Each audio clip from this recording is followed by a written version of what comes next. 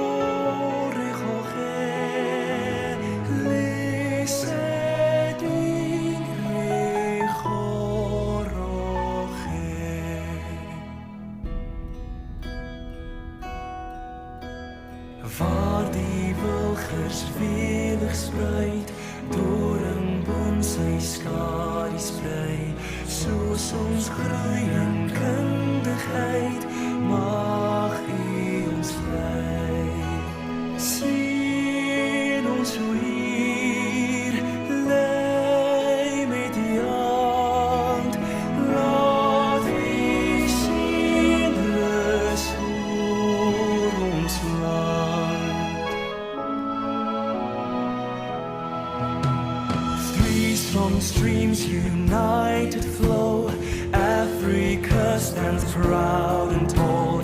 As we learn, we trust, we know God is in control.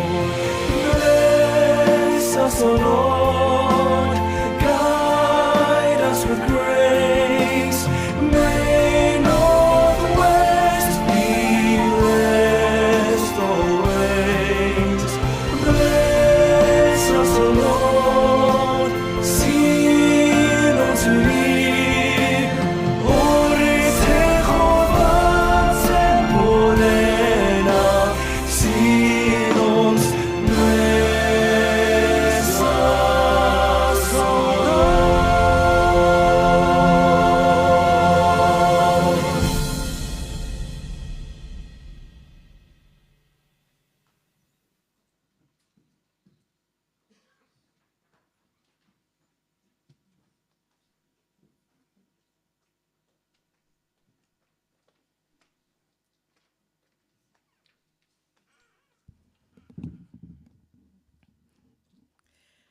The rite of passage to become a professor in the university has for hundreds of years included the test of having to profess your knowledge to a lay audience and fellow academics.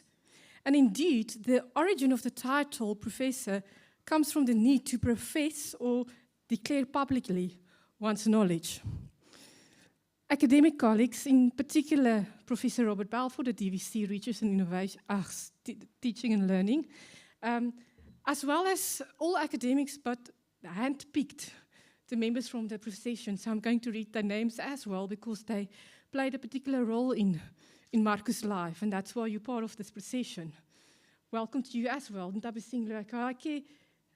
Professor John Band, Professor Quentin Campbell, Professor Christine Strydom, Professor Ray Everson, and Professor Frans Wanders.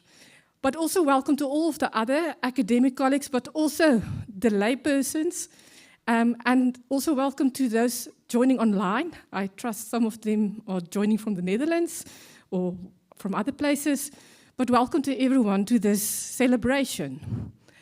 Where is Marco and Esmerie sitting out there? So Esmerie, just before the event, Esmerie na my toe gekom, toe kyk sy so na dat sertifikaat, toe sê sy maar, eintlik is daar net een naam op, en eintlik moet daar 'n hele paar name op wees. So, ek wil net graag vir die rekord die name lees, van almal wat, wie se name eintlik daarop moet behoort te wees. So Marco het van my voor die tyd gesê, dat hy so 'n hele paar gesinne het, hy het eers in sy eie ouers, sy ma Betsy le Roux, en dan ook sy skoonouers, Alta Bekes, Dani Bekes, ek is nie seker waar julle sit nie, maar baie welkom, en dan Ewan, die ou broer, wat ons ontmoet het. So baie welkom aan julle ook. Okay, but you didn't come to listen to me. Before you get opportunity to listen to Marco, I first want to ask Prof Frans Wanders to open, and then I will read Marco's CV to you, and then the floor will be his. Thank you. Thank you very much, Prof Liesel. And it's indeed a great honor to stand here. And I think it's not often happening that from the youngest, recent school director up to the oldest one are here sitting in the front row, showing our appreciation of what you have done. Maybe just a few interesting words. I know Marco when he was still a student. And at metallurgy, chemical engineering, we had a problem with lecturers, 2 or 3 lecturers. So you incorporated postgrad students. I think you started in your 4th year, if I'm correct. Anyhow, then in your master's degree here, him and another guy, Percy van der Gryp, who sits in UK, he visited us a couple of weeks ago. And then we had to decide on a salary. And there was always something, but why this, why that? But after a year, it was sort of automatic to get Marco again, because he was dedicated, he did his work, and we appreciated. I remember still in his class, there were people, when I lectured, they got very, very fast bored, so they put matchsticks between their eyes so they could keep awake. But Marco was not like that. He was always vigilant, and so it passed for a couple of years until we were able to appoint him as a lecturer, and I think he has progressed quite well, being the director of the teaching and learning in the faculty. So it's with honor that I can open this with scripture, and maybe, Marco, if you don't mind, I just want to read a few verses from Proverbs. And it's Proverbs 16 from verse 7. When a man's ways pleases the Lord, he makes even his enemies to be at peace with him. Better is a little with righteousness than great income or gain with injustice. A man's mind plans his way as he journeys through life. And then the punchline, but the Lord directs his steps and establishes them. Thank you. Let us pray. Our Father in heaven, we want to thank you that we can be here as a congregation of Northwest University lecturers, students, and friends and family. We are grateful for this opportunity that we can pray our blessing over Marco and his family. Also, as we sang the anthem of the university, where we say, let you guide us, and that is the main issue for all of us. Make us ever so more aware that we are not independent, but we are dependent on you and you alone. We bless this meeting, we bless everyone here, and we thank for this opportunity. Also, please forgive our sins as we forgive the others. We pray this in the name of Jesus Christ our Lord. Amen.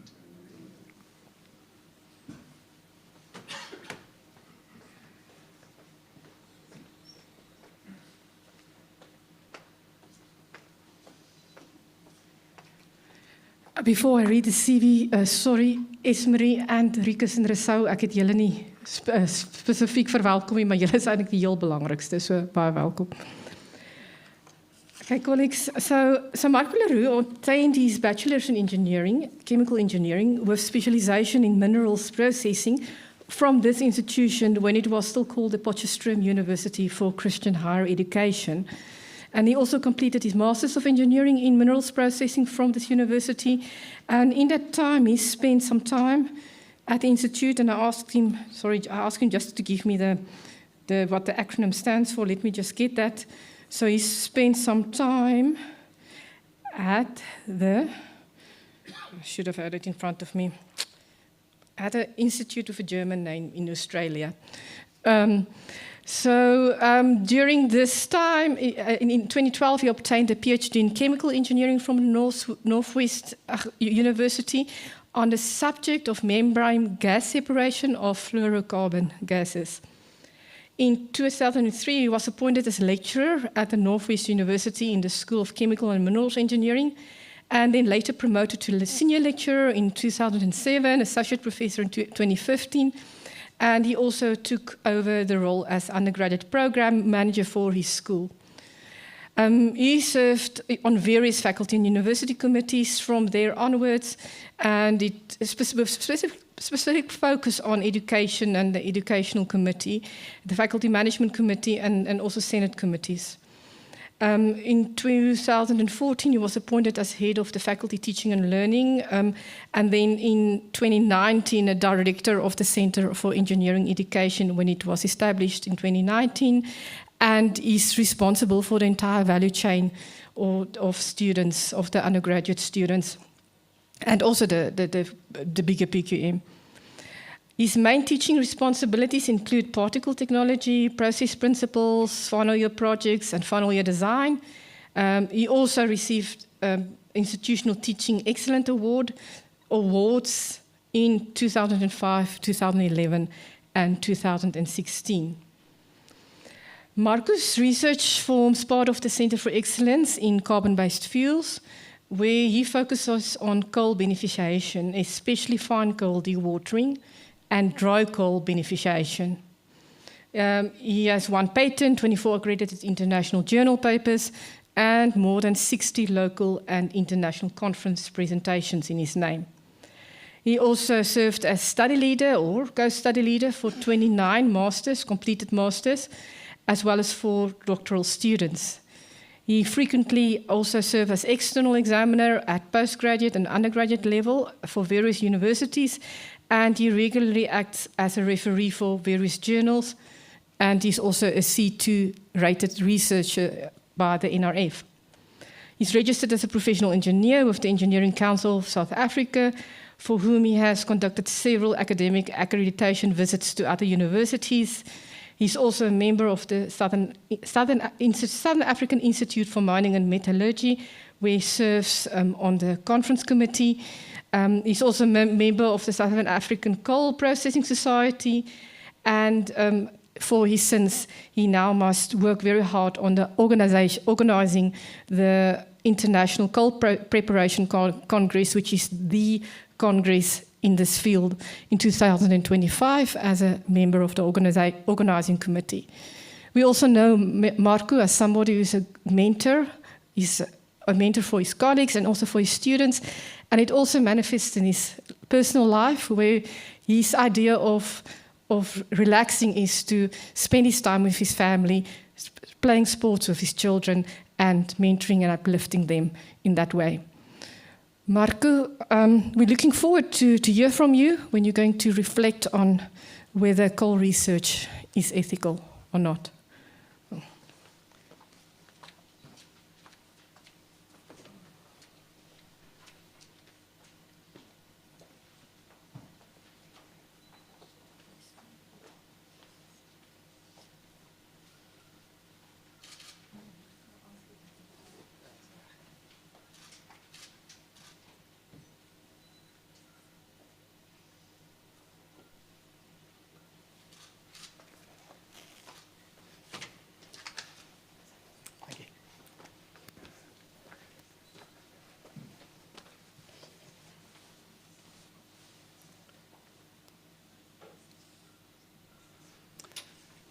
Thank you for the kind introduction, Prof Liesel.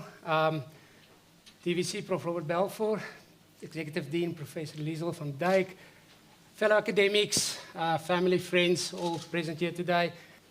Thank you for bestowing onto me the honor of being able to present to you my inaugural lecture, where I will reason if it's still ethical to conduct coal research in the 21st century and specifically within South Africa.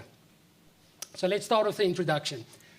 As it states currently, fossil fuels are the primary resource of energy in South Africa as well as in the world. 80% of the world's energy is derived from fossil fuels. And for this, coal is responsible for about 26.8% of the total energy. And if you only look at electricity, this goes up to just below 40% of the world's electricity is derived from coal. This number didn't change much, interestingly, from 1971 onwards. In 1971, coal was responsible for about 26.1% of the world's energy. The difference is that there was a 260% increase in demand for energy over the 50 years up to where we are now. And therefore, nominally, the use of coal has increased quite significantly. Now, in South Africa, this dates back to 1870, when coal was first discovered in the north of KwaZulu-Natal, as well as in the Eastern Cape. Until this day, we use coal quite extensively, and mainly in 4 areas.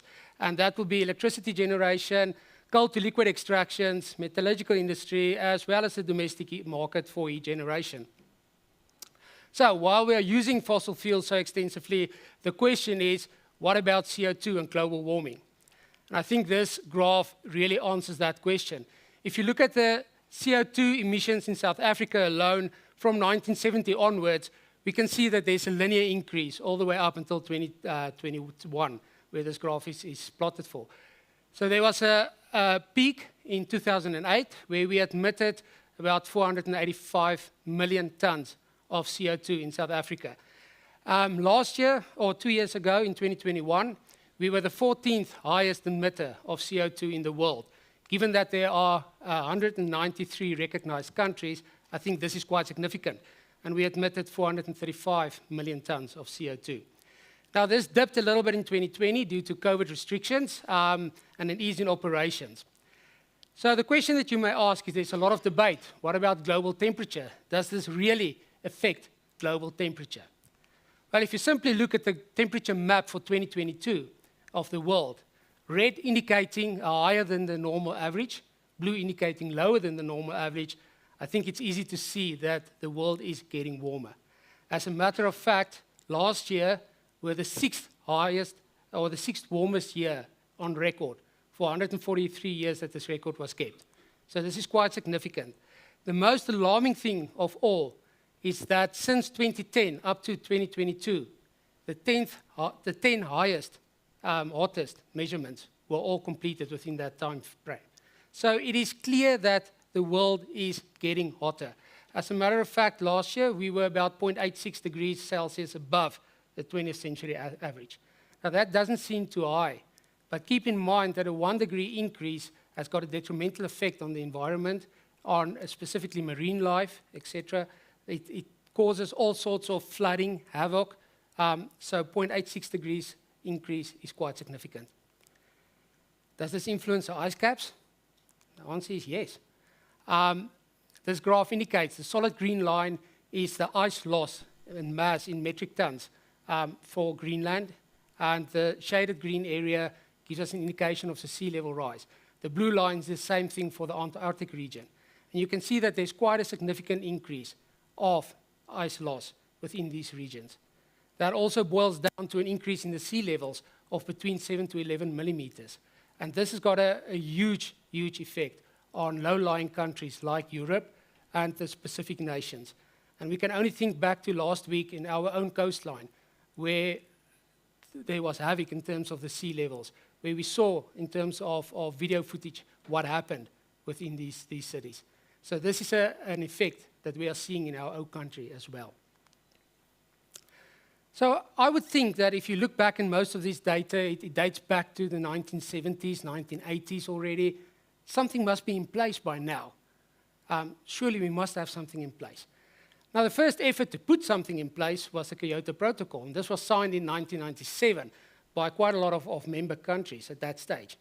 The problem, or the main idea behind the Kyoto Protocol was this is a legally binding document stating that you can only allowed to admit certain amount of emissions per year. The problem is that this failed miserably. And the reason behind it is a gap between developed and developing countries. You need to down the energy use while you have to alleviate poverty, make sure of food security, etc. And this is simply just not possible under the rules and regulations of the Kyoto Protocol. So fast forwarding almost 20 years to 2015, where the Paris Agreement was signed, the so-called COP21. And this was signed by 194 countries. Now, if you remember earlier, I said that the United Nations recognized 193 countries. It shows the importance of this document. The additional signature was the European Union that signed it on behalf of the whole of Europe as well. So we've got a 100% participation rate in the Paris Agreement. And the difference between the Kyoto Protocol and the Paris Agreement is that the Paris Agreement was set up in such a way that you can determine how to alleviate emissions to try and keep the overall increase in temperature to about 2 degrees higher than the pre-industrial era. So that was the main focus of the Paris Agreement. So now let's look at the Paris Agreement. Does it work? Is it effective? Yes or no? Is it successful? And the only way that we can determine this is by focusing into certain countries and seeing what is happening there. So let's start at the USA. The USA's target was to reduce energy to 26% below the 2013 levels.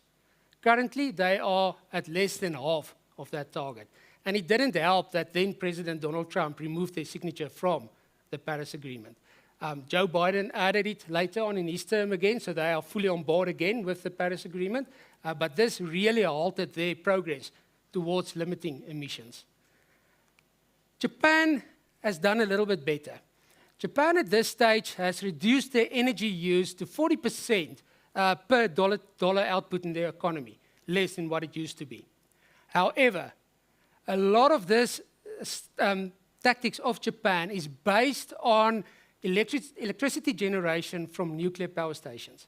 And after the Fukushima disaster, currently there are only 5 of the 42 reactors in operation in Japan. And there are no noise being made of getting the others back online anytime soon. So the whole strategy based on nuclear is probably not going to succeed for Japan. Europe is not doing much better. Europe has based its emissions, or the limitations of its emissions, on the emissions trading scheme. Now, more or less, that comes down to carbon tax that we have heard. If you can reduce your emissions, you will pay less tax. The problem with Europe is that more than half of its emissions is lying outside of the emission trading scheme. So again, they are only looking at a certain part, and they're only focusing on a certain part. So little progress are being made in Europe as well. The war between Russia and Ukraine hasn't helped, because all of a sudden there was a big revert back to coal, and people are using coal again. China, being China, is doing what China does best, and they are doing the opposite than what the whole world is doing. China has increased their usage of coal to fuel the electricity sector. As a matter of fact, China has forecast that they will increase the electricity sector by 128 gigawatts by 2030. So they are building coal-fired power stations left, right, and center. And India is forecast to follow suit. Having a population of about 1.4 billion people in India alone, massive coal fields, they don't really have another choice than to go that route. So China and India is not going to participate that much. All is not doom and gloom. There was actually some highlights after signing COP21. The USA last year retired 13.5 gigawatts of coal-fired power stations. Europe retired 14.5 in 21, but as I mentioned earlier, the war has halted this whole process, and they only retired 2.2 gigawatts in 2022. And at this stage, there's no foreseeable future that this trend is going to continue in retiring large amounts. So we are looking at Europe in retiring small amounts. Large amounts of money was pledged. $45.2 billion was pledged for the just energy transition. And this is pledged for South Africa, Indonesia, and Vietnam. Divide that by 3, it comes down to about 15 billion per country. And Eskom stated in a conference last year in Cape Town that their need is just about 110 billion to do the whole just energy transition. So although 15 billion sounds a lot, it is really only the start of what we really need. Since we first went over 100 gigawatts of new coal-fired power stations per year worldwide, last year was the first time that we never reached that level. Only 96.7 gigawatts of new coal-fired power stations were placed in operation last year. So that number actually reduced, and that is a good trend, which hopefully will continue. So let's focus on South Africa. What is the situation regarding energy in South Africa? Well, over here, 70% of our energy currently is supplied by coal itself. We've got a nice, large amount of coal fields, and the other 20% of the energy, which is more or less offset by oil, and this is oil that we import from Nigeria as well as Saudi Arabia. You will see on this graph at the bottom there is some efforts being put in place. In the 1980s, mid-1980s, our first and only nuclear power station came on board, and that is still operating. There is one or two wind projects that is currently running. In the 2000s, there were some gas projects that came on board with some gas that's being imported from Angola as well as Mozambique, and some of the gas off our coast now close to Mossel Bay. Then there's a bit of an increase in terms of solar since about 2012, 2013 onwards. There was a bit of an increase in terms of solar. Hydro is being mentioned here, although most of the hydroelectricity in South Africa is either being imported or it's used as pump storage. In other words, when we've got electricity, we pump the water upstream, and when we don't, we let it run downstream so that we get electricity from it. So it's not really generating it new electricity from hydro sources. And then there are one or two other renewables. But those there at the bottom right-hand side really make up less than 5% of the whole contribution at current, less than 10% of the whole contribution to the whole energy landscape of South Africa. So it's actually quite minute. If we now focus into electricity, we will see that coal is responsible for 80% of South Africa's electricity. Nuclear for 4.5% more or less. And then renewables is stated as 13.7%, but if we take out hydro, it only comes down to 7.3%. The sad thing on this figure is that diesel, which is supposed to be a backup resource in this country whenever the need is there only to use it as a backup, is now responsible for more than 1.6% of the electricity generation year on year in South Africa. Right. So from 2021 up to 2022, the increase in electricity usage in South Africa was only 0.2 terawatt hours. Which is really still giving us an electricity need in South Africa lower than pre-COVID levels of 2019. Now, this is not because we as a country all of a sudden are doing things right and we're doing things green. It is because we simply do not have the electricity to use. And that is the truth of the matter. If you look at the electricity availability factor of South Africa, and those of you that don't know what that means, it means that what is the percentage of electricity that are being delivered out of 100% capacity that we have, that we can deliver in South Africa. For the first time in the history of this country, 2022 dipped below 50% availability. As a matter of fact, if we follow this trend from 2016 onwards, we will see that our highest year of electricity availability in South Africa was 2017, more or less, over the last 7 years only, where we were close to 80%, but it averaged out in 2022 to about 58%. And here at the right bottom, you can see that little dip there that went below 50%. If we take this graph and we compare this with the load shedding situation in South Africa, it paints an even darker picture, dare I say. The green line that we see there was the amount of load shedding we experienced in 2022. That came down to 11,500 gigawatt hours that was shed in 2022. Compare that with the 2,500 of 2021, we will see that that's quite a big increase. And we are not done. As we are standing here today in 2023, we have not experienced a single load shedding free day in South Africa. By the end of July 2023, we have exceeded already the amount of load shedding of the previous 10 years combined. That includes 2022's figure then, obviously.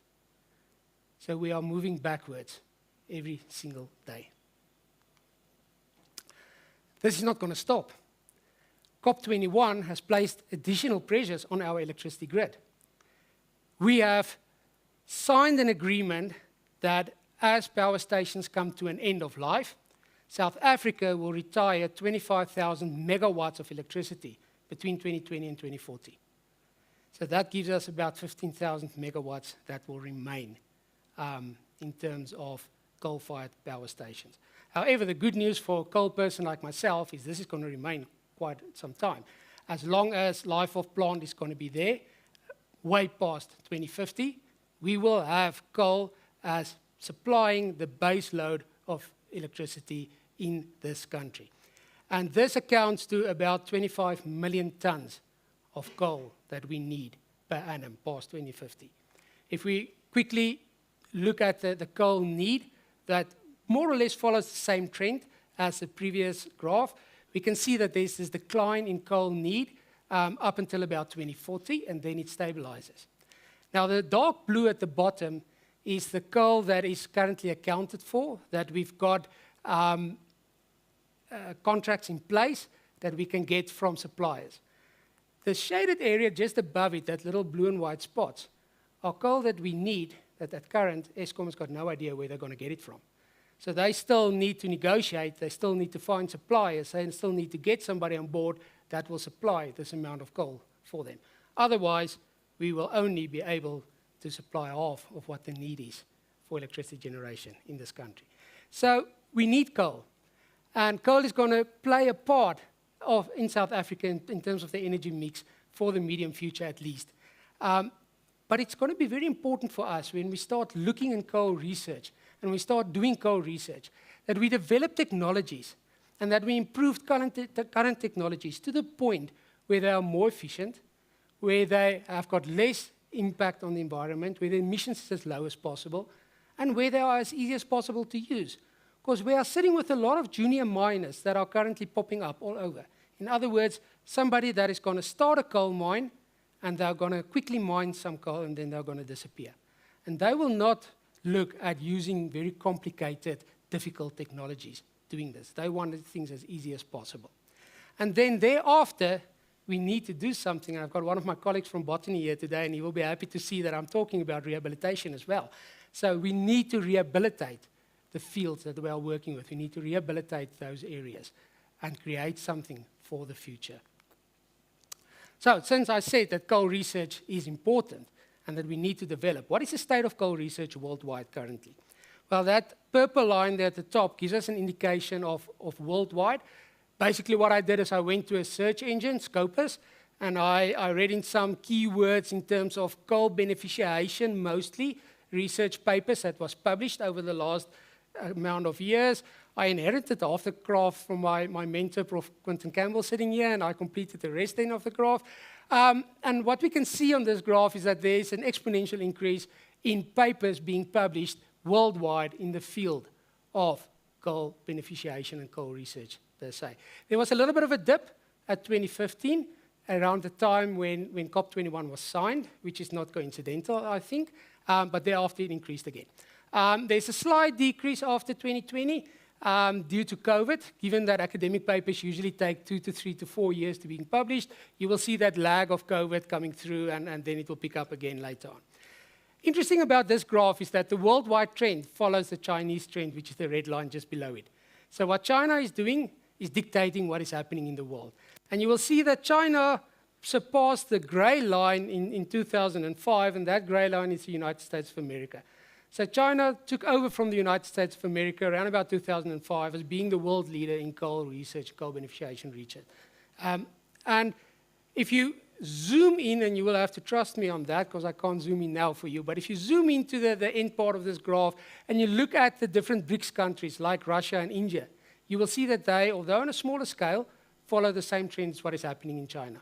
So the BRICS countries are more or less mirroring what is happening in China, whereas the developed countries like the USA, like Australia, has either completely stopped or is going down, or they are keeping constant in terms of their research outputs regarding coal. What is happening in South Africa? Well, if we take South Africa's data and we superexpose it onto the worldwide data on a much smaller scale, that is, we can still see that the graph is giving us the same trend as what is happening worldwide. So it mirrors again what is being done with the different BRICS countries. So South Africa is also on the increase. And interesting enough, we had this nice spike of coal in the 80s. And that was mainly due to my understanding, because I was still starting school at that stage. But one Professor David Horsfall that really did quite a lot of work during the 1980s. And after his retirement, we saw that the whole coal research chain almost died down. And then the late 1990s, Caltech was established, which is a funding organization, funding coal research, for example. And you can see the outputs from the early 2000s directly related from some of the Caltech work. And obviously, there are other companies involved as well with the research output. And it took off from that point also. So there's a little bit of a decline after COVID. I do foresee that this will pick up. Otherwise, we will be short our bonuses in the university anyway. So that will start to increase, hopefully, going out. All right.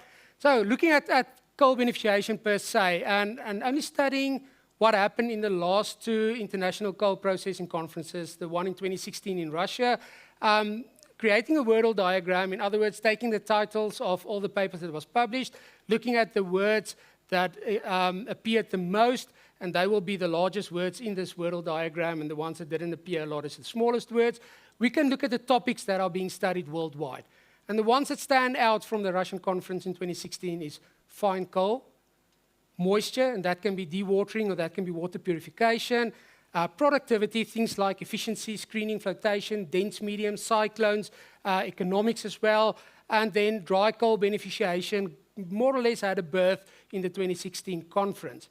If we do the same 3 years later for the Indian conference, the same conference that was held in India, this conference only presented every 3 years, and we will join the Australian one in a month's time from now, and then we can compete the data or compare the data with theirs as well. But the topics again is the same: fine coal, dry coal beneficiation, things like fluidized beds, winnowing, air separators, etc. Moisture, again, dewatering, as well as water purification and the productivities, different productivities that we see there. It's again the same topics that are still being looked after and being researched worldwide. What I then did is I took the 2023 Caltech application master for funding, and within this master, they list several topics of interest for them. And the topics that they listed was coal fines, process efficiency, things like dry processing, water, again, dewatering, water treatment, water security, closure issues, rehabilitation, post-closure usage, air quality, and then finally alternative uses for coal, things like rare earth elements extraction from coal. I summarize this basically as topics that will give us minimum impact, topics that's related to water, topics that are related to rehabilitation, closure, environmental issues, and obviously all of this cannot happen if you don't keep in mind rands and cents, finance. So to conclude this part of my presentation, I want to say that yes, coal will still be part of South Africa's energy mix in the future. The just energy transition is a reality. It's going to happen, but it's going to happen slowly, and it's going to happen much slower than what we anticipated initially it's going to happen. So we are moving towards renewables. Unfortunately, we are not moving fast enough. COP21 has got limited success, but it's got more success than the Kyoto Protocol. The unfortunate thing about COP21 is that funding in coal research dried up. In 2022, about 100 companies made the decision to limit their funds towards coal research. As a matter of fact, of those 100 companies, 93 eventually said 0 funds for coal research, which is unfortunate. The big BRICS countries are really investing in coal research, and that includes South Africa. And the interesting thing, in my opinion, is this is going to boil over to fossil fuel research, with the Arab countries applying to join the BRICS congregation.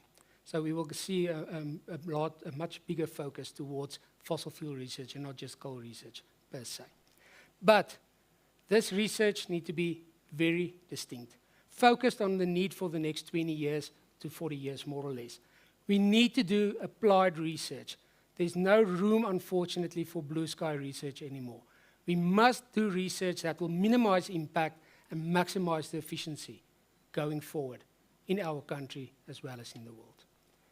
And with that, I'm going to ask you to give me a couple of more slides that I can share my Northwest University coal journey with you, which started in 2000 as a naive undergraduate student entering at the office of then Mr. Quinton Campbell and asking him, do you have a project for me available for my final year, yes or no? And lo and behold, he did have one available, and I started doing coal filtration work. And as a typical student, we had this nice setup, which looked a little bit different than this one. I broke the setup, and I didn't want to go back to the glass people that had to rebuild this whole thing. It would have taken about a month to do, and I only had one run that I still left to do, and then I was done with my project. So I modified it myself, and we discovered something new, and that led to a master's degree and about, Quinton, 24 years of collaboration between yourself and between you and myself. What we discovered was whenever you disturb the top half surface of a filter cake, you allow air to blow through that top half. That air blowing through takes additional moisture out of the filter cake at the loss of the applied pressure over the filter cake, and we were able to get additional moisture. Now, just to put this in perspective, there was some publication naming numbers saying a percentage drop in your final moisture for a coal plant leads to about a $150,000 US dollars saving. So that can be quite significant if you look through the different tonnages of coal that is being processed. We took this further with the help of our friends in mechanical engineering. We built what we called the pizza slice cutter that we put onto a belt filter at a coal plant in Limpopo. And at the bottom picture, you can actually see the damage that it did with the coal filter cake. You can see the different lines there. But again, we were able to produce a coal final moisture coal filter cake product that was about 4% less moisture than what they are currently running on that plant. We broke it up, we brought it back to Northwest University because nobody wanted to believe us still at that stage, and unfortunately that project died down with the proof that it actually worked. But it led to better things. It led us to believe that air can give us much drier products. And finally, we came up with a concept pilot plant design where we use alternative sorbents. In this case, it was ceramic beads that we used, that we fed to our rotating dryer with our coal, drying our coal and being able to transfer the moisture from things like 25%, 26%, down to the requirement of 9%, which is an ESCOM requirement at this stage, within less than 10 minutes. Now, to put this in perspective, the same coal is currently running at pressure filters in industry doesn't get down to 15%. That is a good day if they can get down to 15. We are able to do it in 10 minutes down to 9%. And the nice part of this whole design was that we used airflow to regenerate our ceramics and reuse the ceramics again. As a matter of fact, we did this through various cycles, and it showed that the blue was our target there on the bar graph. We remained within the spec. Doesn't matter whether we regenerate it, good, bad, irrespective of that, we were able to reach a spec every single time. We actually went into a bit of detail. We were able to use microscopy and find out what the moisture migration is all about, and we were able to model that moisture migration, seeing that it moved from the coal surface and diffused into our ceramic particles. A second project that we really loved and that we were involved in was dry coal processing. In other words, let's eliminate the water from the start, and then we don't need to dry it in the end. It does make sense. South Africa is a very arid country. As a matter of fact, our rainfall is less than the average, it's less than half the average of the worldwide rainfall that we experience in South Africa annually. So we started with fluidized bed technology. We built a fluidized bed in different layers, and we showed that feeding coal at about 24-25%, we were able to cut out the destoning part at the bottom, and we produced product that was way below 20% in terms of ash, which is market required. So we were able to get that specification as well. Being engineers, we upscaled this thing. to a much larger fluidized bed. We added vibration to the bed. We took into account fines and handling of fines, and we saw similar sort of things. Feeding around about 30% ash, being able to produce products of about 23-24% ash, more or less. We were able to show that this technology worked. We modeled it again, and the unfortunate thing about this technology is that it's more applicable to your little bit larger sizes, your plus 6 millimeter skulls. As soon as you go down to your smaller sizes, we will see that the dots deviated from the black line, which is supposed to be your ultimate line that you can get. So that then showed us that the finer skulls did not work that well. But then we discovered something with colleagues overseas, and that was called the SEP-Air pneumatic dryer. Basically, it is also a fluidized bed, but that fluidized bed feeds into a vortex tube that accelerates the particle removement and moves those particles to a collection box on the other side. All of this, again, at negative pressures. So we ran tests of particles greater than 3, less than 6 millimeters, using Waterberg coal as well as Moatize coal. And the important figures that you can look here is that your ash went from about a feed of 26.5 to down to 8% for Waterberg. That was at a yield of 75%, giving us a calorific value of 32 megajoules per kilogram. This is gold stuff. This is the ultimate clean coal that you can get. Moatize looks very similar. Again, starting at an ash value of about 27 down to 13, a yield of 74%. And all of this is being done at EP values that relates to wet processes quite nicely. We modeled this, and we were able to show that the prediction of the airflow values inside of this separator of the model does relate quite nicely with what we measured experimentally, meaning that we were able to do a CFD model of this. And the interesting thing that we found out of the CFD model was that at low flow, we had a core that was situated on the opposite side of the SEP-Air than we saw for medium and for high flow. And we are currently envisaging that if we can stabilize this core and increase this core, we will actually up the performance of the SEP-Air even more. Specifically for the larger scale. This is a pilot plant, a 40-ton-an-hour pilot plant that was purchased by Caltech and is currently running at one of Glencore's operations. And they tested numerous coals on that. It was tested at different size ranges than the ones that I've just mentioned, from 10 millimeters all the way up to 50 millimeter coal. And although we are experiencing a reduction in ash, an increase in your CV value, obviously, the one nice thing that stood out on the top graph there from this industrial scale SEP-Air is a reduction in the sulfur values. Because this is one of the big constraints that ESCO currently is experiencing, is that they need to reduce the sulfur of their emissions. Unfortunately, the yields was a little bit low for this unit, but still, we are busy with this and we can improve this yields, and there are chances of comparing with current wet processes. There are some other things as well that we did. We did winnowing. The idea behind winnowing is basically the same as what they did in the past, separating chaff from weed, throwing it in the air and let the wind take the lighter particles away and leaving the heavier ones behind. So we created, for starters, the small box.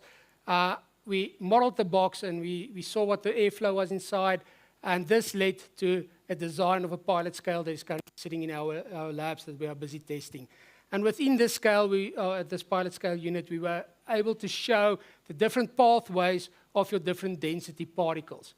And in the end, you have the collection boxes of each one of your winnowing sections, and you are able to collect in each one of these collection boxes a different density coal relating to the quality of the coal and upgrading the coal using the winnower. The last slide that I really want to pay attention to is something that I dreamt about 3-4 years ago, and I tied up with Professor Jacques Berner at Botany, and I told him, listen, I've got this vision of rehabilitating the current coal dumps. Now, in South Africa, we've got about 2 billion tons of discard coal lying around, and this is increasing by about 60 million tons per year. So we need to do something about that. And the Section 38.1 of the Mines and Petroleum Resource Development Act basically force mines nowadays to rehabilitate the ground where they are operating after closure. And one such an example is a coal mine that closed in Ermelo area. And it cost them more than 450 million rand. And To be honestly, the rehabilitation is really not where it is supposed to be. But it got the tick and they were able to continue. So the idea where we are working towards is to combine all this research over the last 24 years, taking our coal slurry, drying it, using things like ceramic drying technology, reprocessing what is lying there, because a lot of the coal lying there is lying on the dumps because of size. We were not able to process fine coals 40, 50, 50 years ago. So it's good quality coals, but it's fine. We can reprocess them, briquette them and sell them to our local electricity supplier, or even for domestic use. Then take the final discards and plant things like kenaf or flax. These plants are industrial crops. They are not planted for human consumption. We harvest fibers from them, and the fibers are in the end used for things like car dashboards, building materials, linen, etc. And we can repurpose that whole area from being miners to industrial farmers. And with that, ladies and gentlemen, I want to leave you with the words of Henry Ford that said, to do more for the world than the world has done for you, that is success. And I think the coal industry is ready to move towards that level of success. Thank you very much.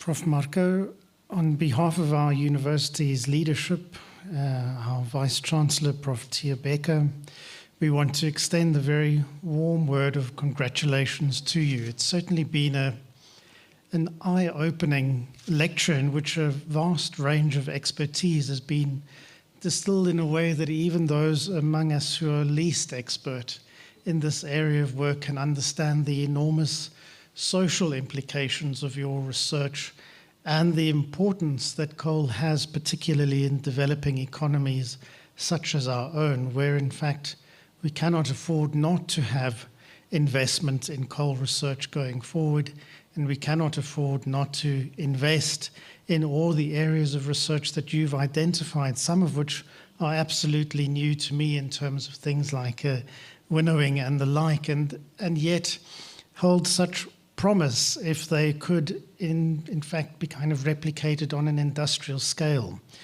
So in our environment, the South African context, where we have an enormous challenge in terms of supply versus demand in the context of also the coal that we need going forward, this very insightful inaugural lecture has, I think, woken us all up on a very warm and perhaps slumbery Thursday evening.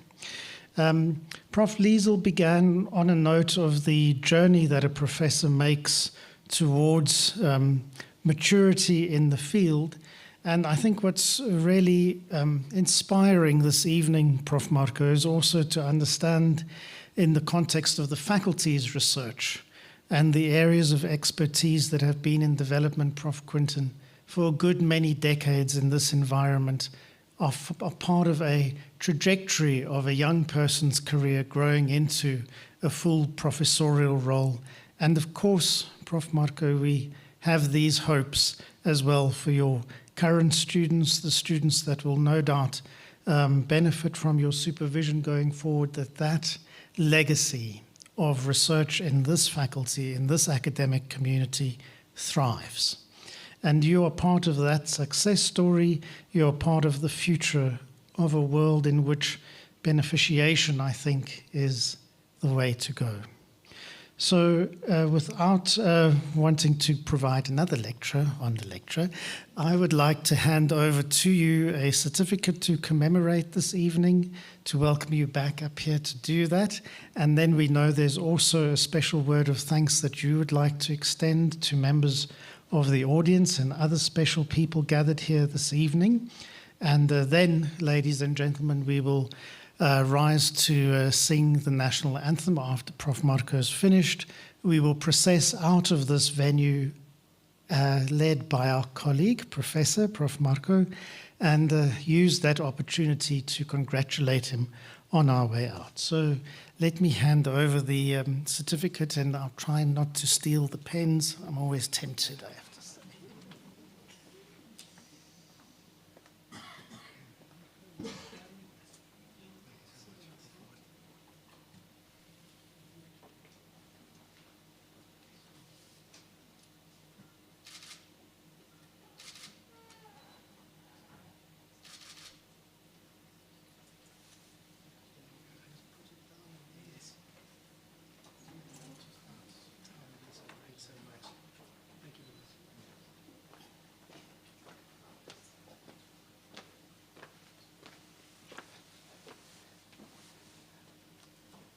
Prof Robert, I think this is still yours. I'll leave it here for you.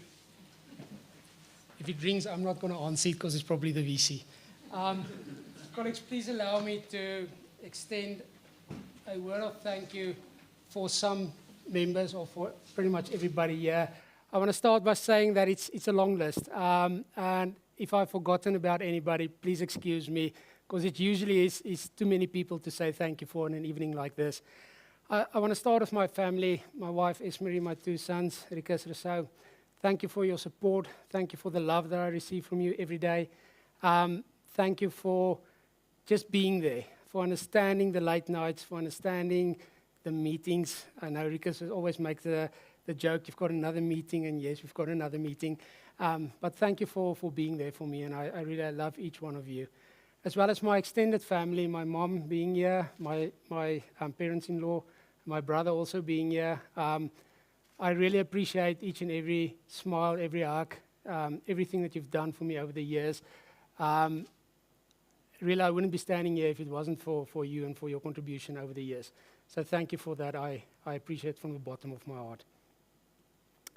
Then for all the colleagues at the School of Chemical and Minerals Engineering, like Professor Franz said, we've sitting here with 4 directors, 4 generations of directors here, the leadership, the staff members, the open doors, the tea table conversations, being able to discuss ideas, being able to hear no's as well as yes, the workshop people that create magic.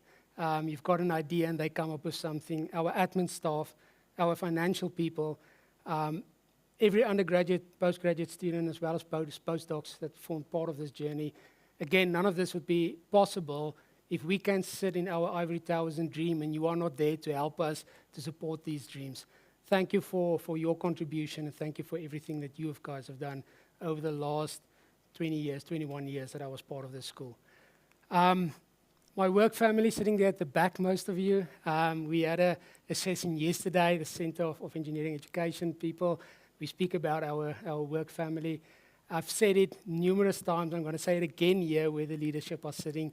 You make my life easy. I think I've got pretty much the easiest people to manage. It's nice to be part of the family. It's nice that we have a close-knit, caring family. Thank you for being there for me. Thank you for supporting me. And thank you for being part of this journey over the last couple of years that I was involved with the center as well.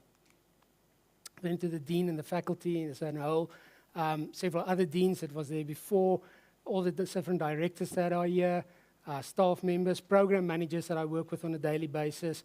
Sometimes it's hard, sometimes it's not nice, but in the end, I think we usually succeed. And I want to thank you for your support, and I want to thank you for the honor of being able to stand here this evening. Then some societies, like the Southern African Coal Processing Societies, supporting students with bursaries over numerous years. We can't work if we don't have our students to work with, and having the financial support from places like the Southern African Coal Processing Society really, really helps. And then I've mentioned Caltech before, and I really want to make special mention of Caltech again. I was, Quentin, if I remember correctly, the second Caltech student ever sponsored with a bursary. And many years later, I'm one of the academic leaders within the Caltech Society. And it's all only possible because of the financial support that I received from Caltech. So I really want to thank Caltech from the bottom of my heart, and thank you for being there, and thank you for making things possible for us here back at university. And then also the industry partners associated with Caltech. our life, I have to tell you how many tons of coal has gone through our labs, how many times we've disrupted plants, we've asked for things and they are there. They support us all the way. So without industry, whatever we are doing is absolutely nil and it's worth nothing. So thank you for all the industry partners. I can mention people by name, but it's going to be too long, so I'm getting hungry. I don't know about you. So I will leave it at industry partners. Then for this specific evening, Louise Kelly, you started with me, was it about 2 months ago, bothering me on this, telling me, listen, you need to come up with ideas, and typically the person that I am is like, no, just do your things, and I made it most probably difficult for you, but thank you for catching everything, thank you for holding everything together, thank you for helping us to organize this evening and making this a special evening for me and my family. I really appreciate it. Part of the team then, Peter from Twisty Lemon, will be doing the food that we will have.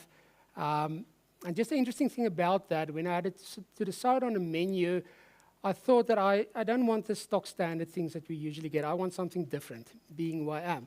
And then in the end, I came up with the idea of presenting to each one of you sitting here food that was special for me from my different overseas trips where we had different conferences. So you will see the different flags on the tables, you will see the food that is associated with those countries, and we will enjoy afterwards something nice to eat there, courtesy of Peter. And then Annelies and her team from A&E Decor for doing the setups there. So I appreciate her, she's not here. Ben, you and your team for the sound and for being able to broadcast this live on YouTube. I thank you, as well as Leslie, you and your team for the photographs from Macles.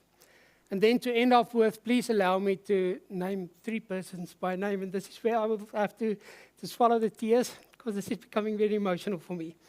The first person I want to call out is Professor Percy van der Gryp. He's not here with us. He's currently sitting in Manchester with Manchester University. We started as first-year students together. We grew as postgrad students together. We then entered as colleagues together, and we had hours worth of prayers together. And those prayers carried me through some difficult times. Took me through some difficult times. It took me through ups and downs. And eventually, those prayers carried me. And I think it's through those prayers that I'm able to stand here this evening. And that I'm able to do what I can do and that I can say here. So, Percy, I hope you are online. You told me that you're going to try your utmost best to be there. Thank you for your support as well. Prof Frans, you were my direct line supervisor for 15 to 16 years. I learned so much from you. I admire your work ethic. I can't think of an evening that I had to come into office, that your light wasn't burning, that you weren't busy. I can't think of somebody that cares more for his staff members than you do. And hopefully I can learn that and take that from you wherever I go and apply that to the management that I try to do as well. You captured me on my very lowest points, and you secured me, and you allowed me to recover and to be where I am today. I don't have words to thank you, but I appreciate it really quite a lot. And then, Quentin, the last one is for you. As I said, 24 years ago, we started the journey together. When you stood here where I'm standing now, doing your inaugural lecture, you told Prof Ray Everson that he was your academic father. This evening, I can tell you the same thing. And not just an academic father, outside of the classroom, outside of the work context as well. I looked up to you. I learned a hell of a lot from you. I'm still learning. And I think it is really nice that on the year that you retire, I can stand here and I'm being inaugurated as a professor. That is quite special for me. So if I have to write out in words what you mean to me, I won't have enough pages available. Thank you from the bottom of my heart. Thank you for everything. I appreciate you much more than you can ever realize. And hopefully I can take your legacy further onwards. I can only promise you to try my best. I can't promise you to reach the same heights that you have ever done. Well, before I cry any further, I think this is where I will leave it for now. Thank you, everybody, for being here, and thank you for allowing me this opportunity. And if I understand correctly, we will now stand for the singing of the national anthem. Thank you.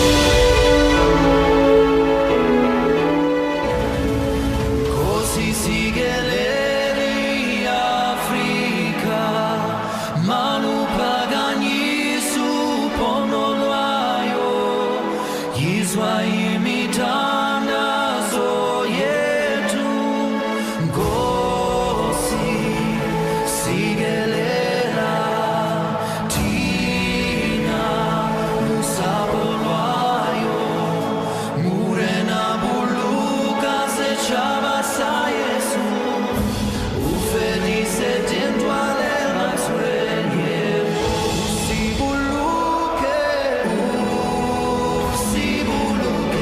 si chavasa, Yesu, si chavasa, South Africa, South Africa.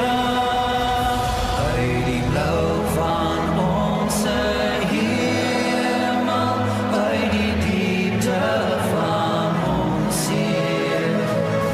Voor ons eeuwige gebergtes, waar die krause antwoord geeft.